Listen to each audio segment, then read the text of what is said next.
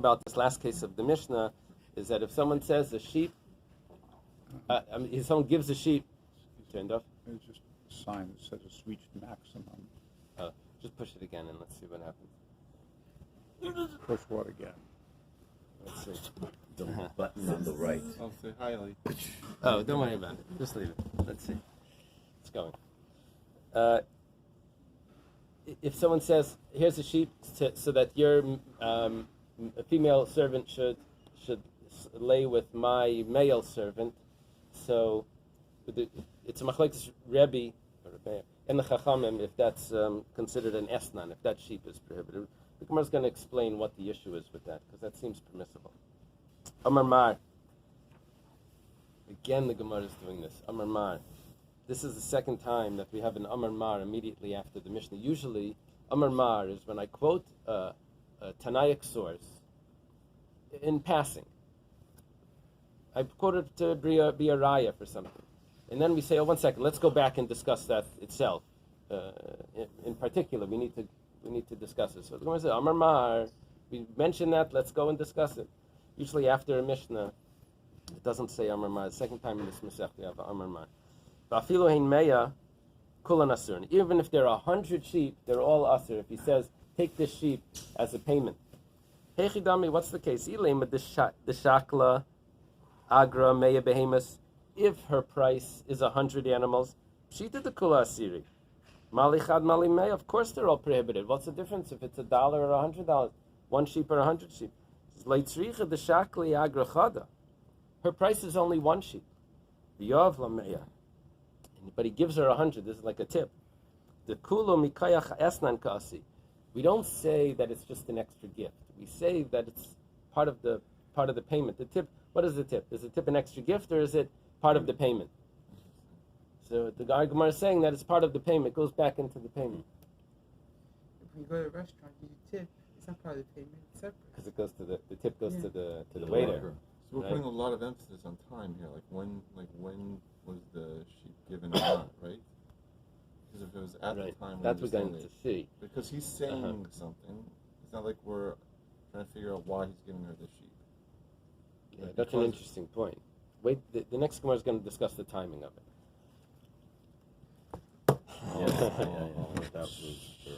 Temurah Daf, let's see. Let's see. That's you're important. Saying if he gave it ahead of time, it's not considered a tip. I don't say anything anymore. I already won my thing, and I'm that's it. It may be temporary. That's why I'm saying. He wants to hold on to it. I'm not incriminating myself. Temurah Daf, start in the Brisa. Nasan la v'lei ba'aleh. He gave her a payment, but he never lived with her. Or the opposite. Ba'aleh v'lei nasan la. He lived with her, but he never paid her. Esnan a mutter. The esnan, the sheep, is permissible to be brought as a sacrifice. This is a little bit problematic because what happened here? Does a concubine have the same halachas? No. No. At least Persians. Do you have a concubine? Rabbi Perry, today, what's Pilegish is asur minatayra? Pilegish today, according to the Rambam, also. It's asur minatayra. Minatayra, mamish. Right. Some shitotim rishonim that Pilegish is mutter. The Rosh maybe. Rosh, Ayved. Would an esnan apply, according to the Rambam, to a Pilegish? You hear the question? Would an esnan apply to a Pilegish? He's asking, according to the Rambam. I don't know. Maybe. Okay. Nasan la, we have to go back and discuss this. Nasan la v'lei ba'ala. If he gave it to her, but he didn't live with her. The Gemara asks, esnan a karislay. You call that an esnan? He never lived with her. There was no, what's this? This is not a esnan. There was no sin committed. Besu, also, ba'ala v'lei nasan la, I don't know exactly the wording over here, but my yavla, what did he give her? If he lived with her, but he didn't give it to her. So where's the esnan? But the payment was never given. What's the Gimel? Correction. Lemay yahivla. Yeah. What did he pay her? Okay, whatever. Elahachik tani. You have to read it differently. Nasan lava achar kach ba'ala. First he paid it, the payment was up front, and then afterwards he lives with her. Or ba'ala v'achar kach nasan la. Or first he lives with her, and then afterwards he sends the payment. So it's not a mutter. The esnan is mutter. So how is the payment? It has to be like exactly at the time. The Gemara first asks, 1 second. If he gives it to her and then he lives with her, so let it become an esnan. It was designated for its purpose. Let it become an esnan at the time when the sin is committed. Amar Rabbi Lazar says, Shekadma v'krivate. Very interesting.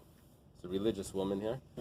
She takes the animal that she's paid already up front. She quickly runs, she brings it as a sacrifice. Then he sins with her, and that esnan was prohibited. That was prohibited because it was given as a... yeah, well, it's interesting. What would you do? You say, 1 second, you didn't live with her yet. It's like unclear exactly what the Kainim are going to do over there. They're going to say, 1 second, is this going to be a sin committed? Is it not? It's a little bit theoretically. Accounting center, Yeah, but it's the whole purpose of the sheep, though. Right. But if he never lives with her, then the sheep is permissible, right? The Gemara says, "Hey, Chidami, what's going on over here?" Well, how could she be permissible? She just was makriv. Right. No, So now they can eat she's it. given the sheep by this fellow that wants to live with her. She quickly runs and is makriv. And what we're saying here is that, we're saying that it's mutter. We're saying that it's mutter. Why is it you were saying that it was mutter? That's the case that it's mutter. That's the case that it's mutter. So the Gemara says, "Hey, Chidami, what's going on? If he gives it to her immediately, then pshita the mutter. Then, of course, if it's hers already, then that's obvious. We don't need the statement from the Brisa to tell us that. What he meant to say, what he said was that it should only become yours at the time of the sin. So mimatus makrav. So then, how does she offer it as a sacrifice if it's not hers yet? Ishkiaktish basic kedush lashem amrachmana. The Eibishter says that a person can consecrate his own things. Ma basic b'shusei kol b'shusei. The only thing that you can consecrate is if it's yours, but this wasn't hers yet. I'm giving it to you. It's not yours until the time of the sin. But if you need it, you can take it from now. It's a little, this vagueness over there makes it that no, there is a chiddush here because there was potential for it to be hers. She had the rights to acquire it. I don't understand It's not this a Jew. Kiddush. I mean, here he's doing this whole Gemara and and he's screwing around with a prostitute. What's going on here? I mean, it just... People are very complex, you know. that. It's not I don't understand what's the Kiddush. She was Mashicha on the sheep. She made a kinyan on the sheep. Yeah, but he told And her. she owes him a service now. Right. So it became hers. So yeah, if she made Mashiach on it, Well, how so else that's she the brought Gemara's it, going to she discuss brought that it in as a a moment. carbon. The Gemara's going to discuss the Mashiach part in a moment.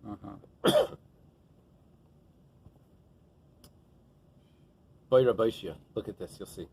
Boy Rabbeishia asked, Kadma v'ktishata imai.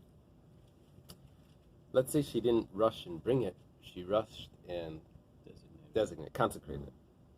The Gemara says, Tiflame with Rabbi Lazar. Let's answer from what Rabbi Lazar said. Rabbi Lazar is the student of Rabbi Yochanan. Right, this is the Rabbi Lazar here.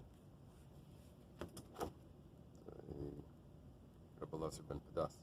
We asked on the Brisa, why doesn't it become an esnan if he gives it to her and then he lives with her, lemafreya, retroactive, it should become an esnan. We said, Rabbi Lazar says that she quickly rushed and offered it as a sacrifice. Now we're saying, let's say she consecrated it. So we say, well, let's use Rabbi Lazar's answer. She's not Jewish, right? We're going to see if she's Jewish or not, but let's say she's Jewish. She's Jewish, Yeah. and he gives it to her. Why isn't he not Mekudesh? It's her. Well, he didn't with give the it to. animal. The money given to a woman doesn't make it kedushin automatically. It has to be with intention for kedushin. Or else every girl at the cashier that every man walks by, they'd all be married, right? Thanks. It needs to be with Happy the. to marry you. It needs to be with the right intention for both of them. Both need to have it. There's many problems in halacha with this issue. That's when boys say to a girl, "You're my woman," and they That's get right. finally. That's right. That's right. So, Tifshali Midi Rabbi Lazar. Let's use Rabbi Lazar to answer Rabbi Ishi's question. This is sort of like a problem. Rabbi Ishi has a question, Rabbi Lazar has a statement, it should be obvious. Dam Rabbi Lazar kadma v'krivati he the halesa b'shas bia avalik hikdishata yaser. Rabbi Lazar was clear that when is it mutter? That's only if she quickly rushes and offers it as a sacrifice. That's because it's not here. But if she were just consecrated and it's still here, retroactively it would become an esnan. It should be prohibited. And as from Rabbi Lazar's explanation, we can understand the answer to Rabbi Isha. The Gemara says, "Hi gufa kami ba'ilei." That's exactly the question. Is Rabbi Lazar's statement very specific? Hikrivata is the explanation. She brought it. Valesa b'shas bia. That's mutter. Avalikdisha b'shas bia aser. Do we say exactly the explanation that we just said? It's only because she offered it and it's not in existence anymore. That's why it's permissible. We say that an action in regular civil dealings, it has to be some sort of kinyan, some acquisition, some action. But that's only amongst regular common people. But when a statement to hektish is just like an acquisition to amongst regular people. So it could be that hikdishata is also mutter, because when she consecrates it, that's as if like she brought it, because it's a statement, and we're talking about a statement to hektish is as if something really happened. And in the world of speech, is like action when it comes to hektish. Yeah, but then you can say let's say you can say let's say like a mum though. You make something hektish and then it gets a mum. Right. So why can't then you could just put it aside? Oh, So bring something else or a different sheep. So here we're doing it the other way. Here we're doing it this way. We're saying he gave it to her, but he didn't live with her yet. Now he lives with her, but that's not our issue. Our issue is in the middle, she consecrated it, and now she wants to offer it up. So do we say that it's already consecrated and it's mutter? Nothing is going to affect it anymore. It's already, or do we say that no? Or do we say that it's still in her possession, and retroactively, when he lives with her, it becomes prohibited? Okay, so the Gemara concludes with this teiku. He lives with her, and then he gives the payment later, so that's permissible. Here an Amar Mar would make sense. An Amar Mar, the Shita adds in Amar Mar. But even then, usually on the Mishnah it doesn't say Amar. Okay, oh no, because this is the Brisa. The Brisa, Amar Mar. Amar Mar. That makes sense. The Gemara says, Vahatanya, we have a Brisa that says differently. If he lives with her up to 12 months, even up to 12 months later, it's still considered an esnan and it's prohibited. The Brisa said that it's permissible. Amar Rav Chanan bar Rav Chizda. Rav Chanan, the son of Rav Chizda, says, like Kasha, this is not a contradiction, because Hada Amar La Hiboyli Betlezeh, Hada Amar La Hiboyli Betlestam. If he says Tlezeh, this sheep, then whenever he already designated the sheep, whenever he gives it to her, it's prohibited. But if he doesn't designate a sheep, and he just says, I'm going to give you a sheep, but he doesn't designate anything, then it would be permissible if he gives it to her later. The Gemara says, what's the vav? So that let's say he designates a sheep and then it gets lost in the whole thing, then all the 100 sheep he has to Oh get. boy, that's what we said. Look at this, but this is a Gemara. It says, the Shita adds in these words, If he says tlezeh, does it become prohibited? But she never took it. He pointed out of his window to the sheep and with that tall one over there with the bow on it and the horns. That's going to be yours. She never took it. How does it become prohibited? The Gemara says, listen to this. Naftali, listen. She's not Jewish. Because Mashiach applies only between Jew to Jew. How does it work by a non-Jew? By Money. a non-Jew, it's money. Money. So what's the money here? The money is the sin, that act. The money is That's the service. the service. So the sheep becomes hers with an exchange of that service. Wow. The leikani b'mashicha, she doesn't need mashicha, it becomes hers automatically. Okay, that's an answer. Someone asked, right, Dr. Stein, is it a Jew or non-Jew? So this would work. This case would work in a case of a non-Jew. Doesn't mean that we're specifically talking about that, but this case would work. Now we answer that it's a Jewish zaina.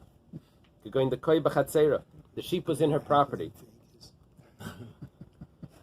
Gemara says, so 1 second, if it's in her property, so now you're destroying our whole discussion here, because Hayavasla, he already gave it to her. You're saying that you only gave it till after 12 months. If it's in her property, she has it.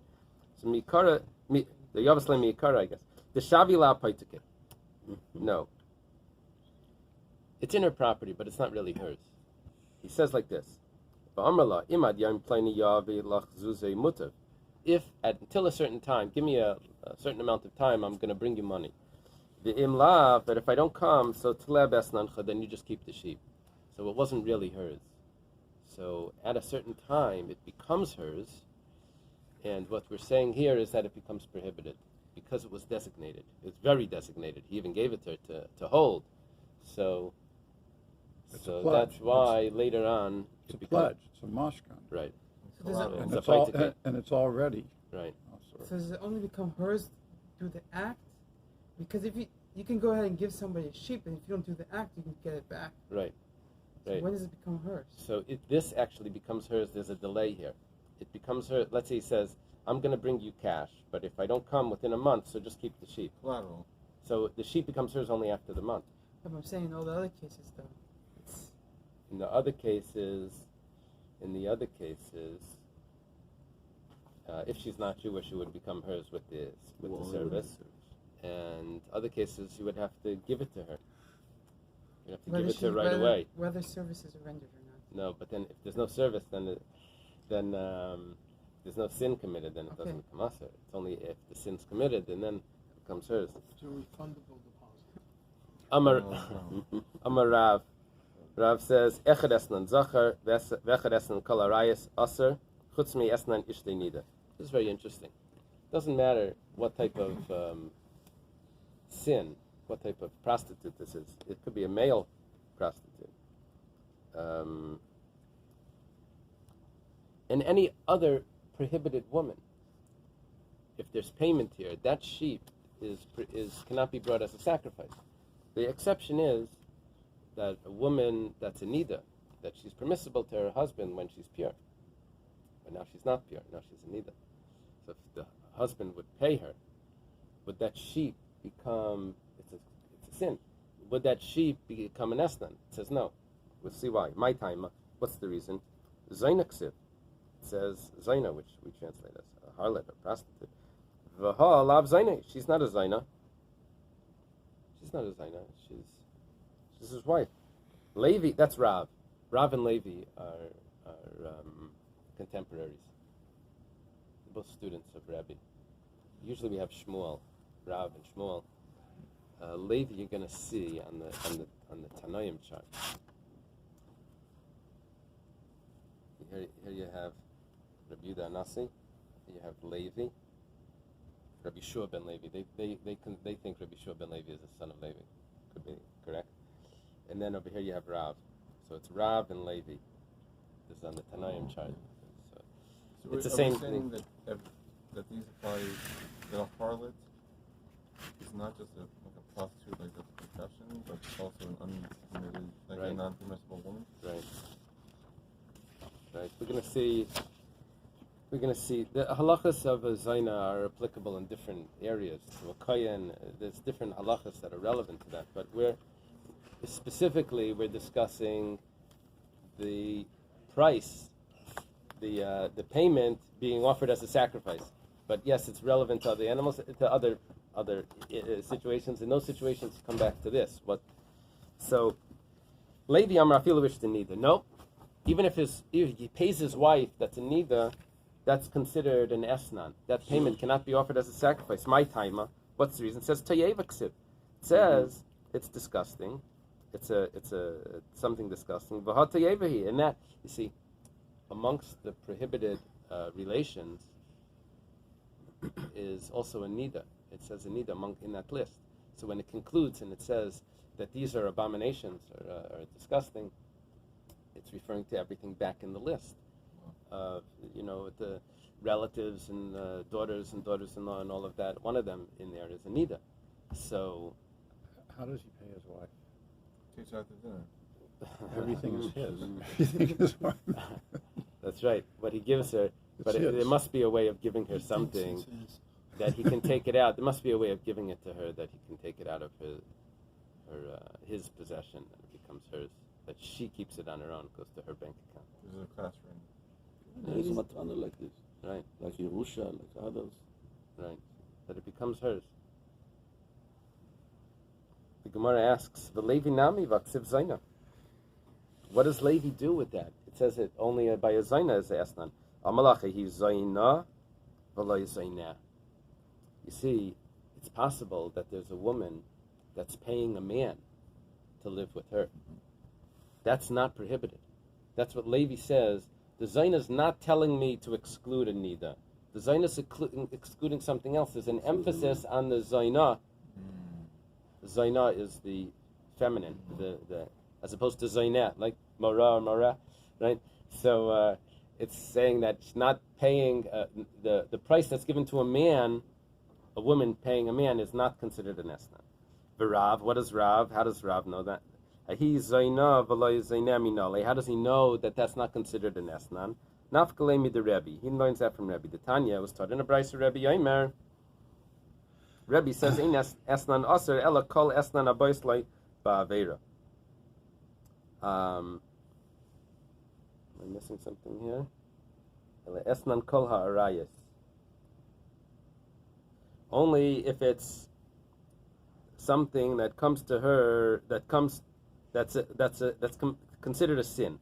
Aval esnan ishta nida, but if she's a nida, Rav said that's not counted. V'shenasan l'schar lahafkasa, or he gives her payment. What was this?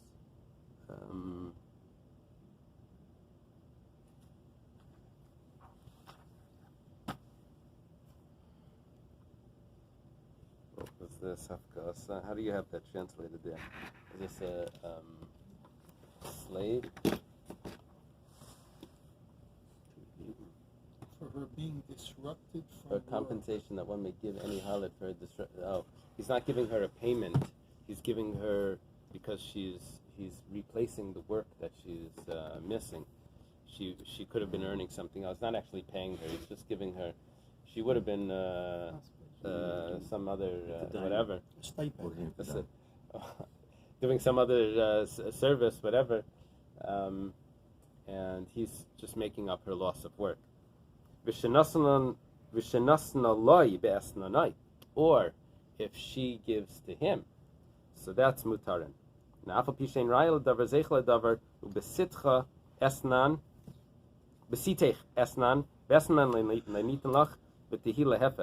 Over here it's talking about that the Jewish people worship idols, and it says, the comparison here is that the Jewish people are considered the female, and God is considered the male.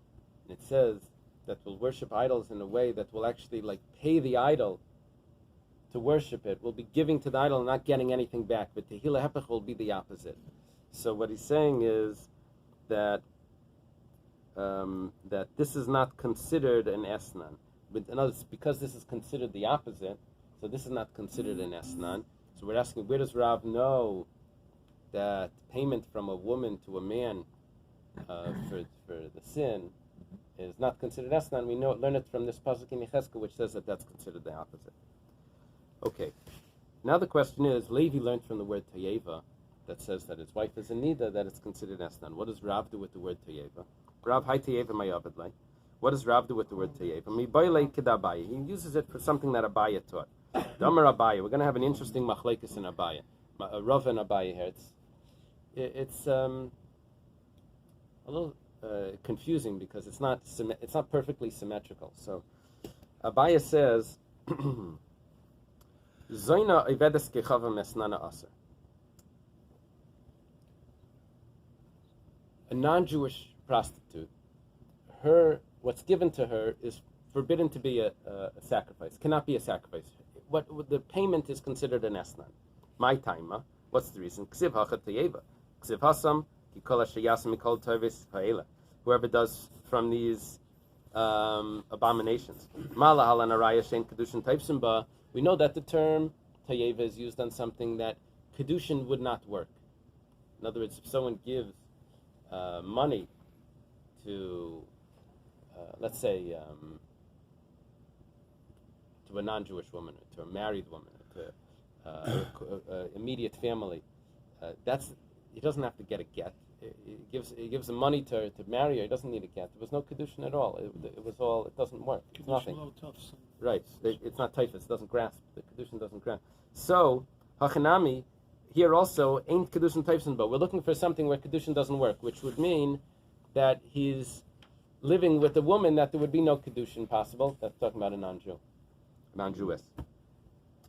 However, the kohen shabala ain't like Allah mishum zayna.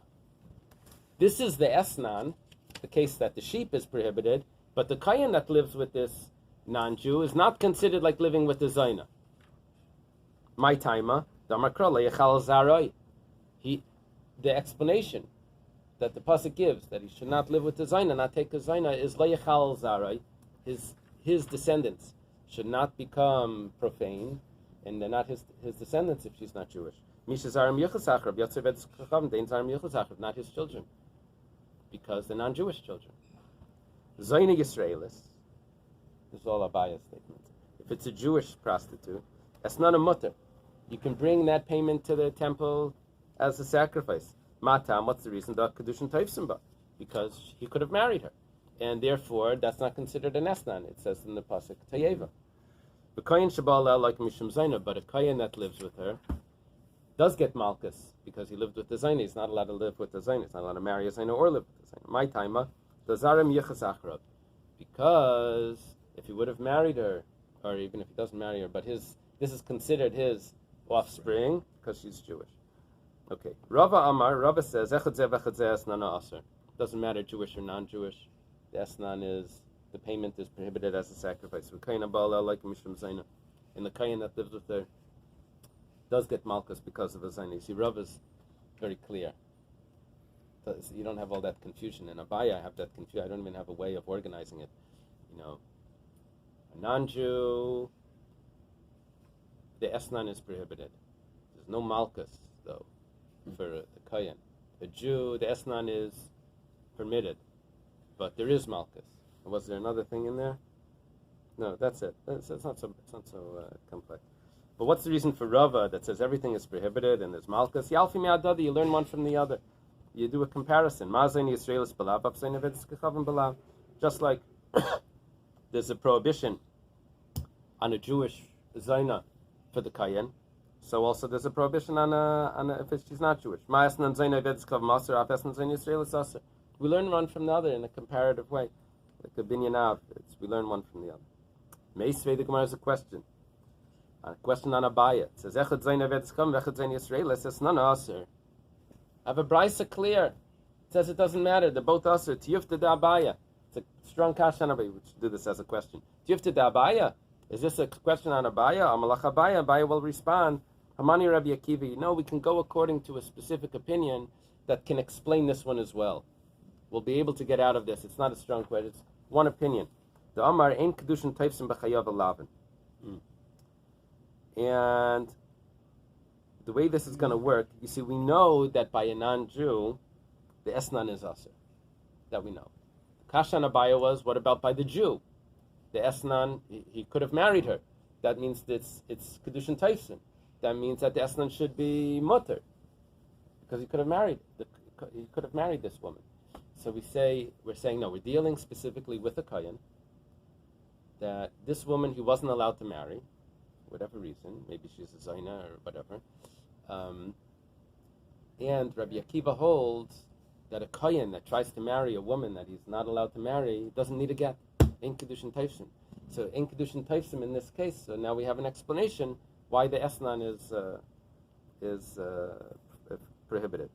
I have to read another in the Bach. I have to add this in. It says V'ha Katani Seifa. I'm adding in some words here in the Bach. We'll get back to it in a second. And the Seifa says, for example, an almana to a kain gadol, a kain gadol can't marry a widow, a gerusha, or a divorcee, or a chalutza. That's the woman that didn't do yibam. So it's like a divorcee. She can't marry a regular kain, and her esnan is aser. Okay, and now the Gemara says, "Ha'akamash malan the kol zaina leitafsi b'kedushin dumya da almana leitafsi b'kedushin." Just like an almana, where there's no kedushin there, and according to Rabbi Akiva. If a Kohen Gadol wants to marry her. So too, that's the case over here that we're talking about. The Gemara says, Ula Rava, according to Rava, Rava says